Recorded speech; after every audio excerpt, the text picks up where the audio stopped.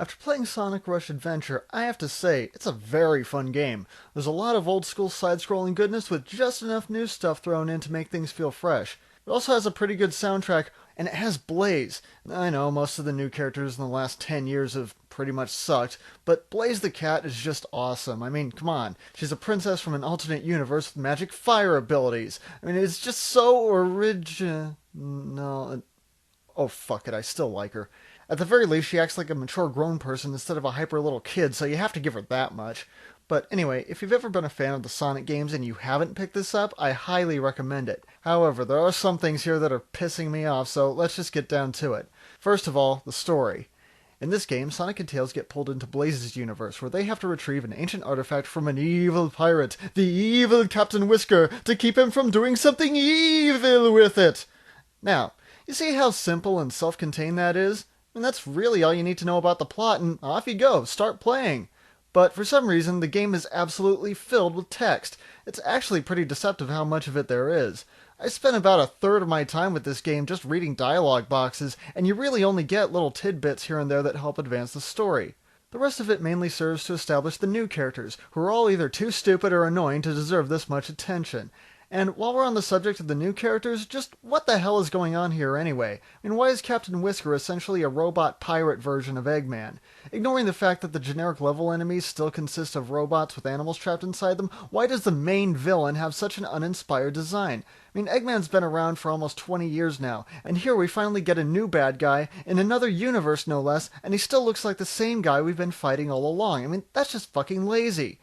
You also meet a shark guy named Johnny who's obsessed with racing. So, you race him once early in the game, and then at the end of the game you suddenly see him again, and he talks like there's this long history between him and Sonic. And the game itself even tells you that he's Sonic's arch rival. Seriously? I only met him once! I hardly even know who this guy is! Why is he suddenly my personal arch rival? It makes no sense! Why is the game pulling story elements out of its ass like this? Do we really need this much filler information? The game doesn't even resolve its main plot.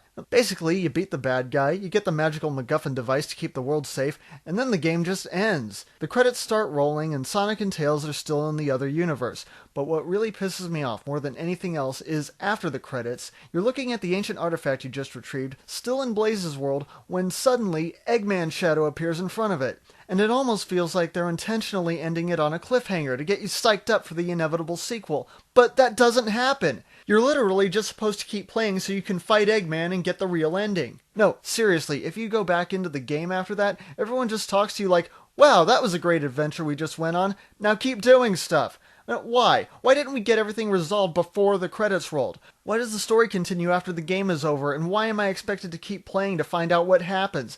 And this particular story model has been in place since Sonic Adventure. The main difference, though, is that in Sonic Adventure, you could just get the regular ending and still get the sense that the game was over. You actually had to start playing again in order to trigger cutscenes that showed the story continuing.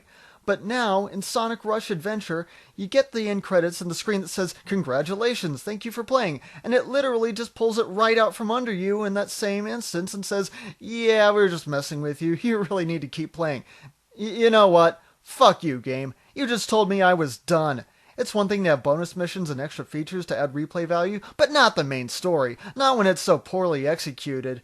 Now, don't get me wrong, as a game, Sonic Rush Adventure is fine. I mean, it's one of the more fun Sonic games I've played in a long time. But the story is absolutely awful. And I hate hearing people make excuses for it like, well, you know, you can just skip past the story parts, right? So what? It doesn't change the fact that someone went to the trouble of putting a story there in the first place, and what's here sucks. It's sloppy, it's incomplete, and it doesn't even make sense within the logic of the game itself.